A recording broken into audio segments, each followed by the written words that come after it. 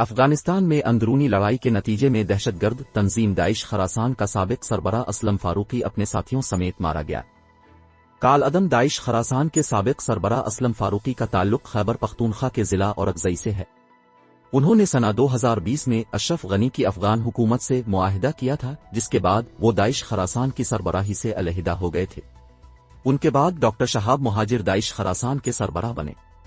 ٹربون اخبار کے مطابق اسلم فاروقی کی ہلاکت کے حوالے سے متضاد اطلاعات موصول ہو رہی ہیں۔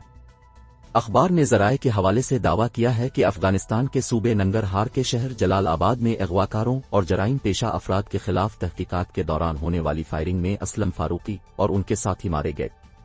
بعض ذرائع کا دعویٰ ہے کہ داعش کے اندرونی جھگڑے میں اسلم فاروقی کی موت ہوئی ہے۔ کالعدم داعش کے ایک اعلیٰ عہدیدار کا کہنا ہے کہ اسلم فاروقی کی لاش کل ان کے آبائی ضلع میں منتقل کی جائے گی۔ خیال رہے کہ اس مہینے افغانستان میں یہ دوسرا ہائی پروفائل دہشت گرد مارا گیا ہے۔ اس سے قبل کالعدم تحریک طالبان پاکستان (TTP) کا آپریشنل کمانڈر محمد خراسانی بھی ننگرہار صوبے میں مارا گیا تھا۔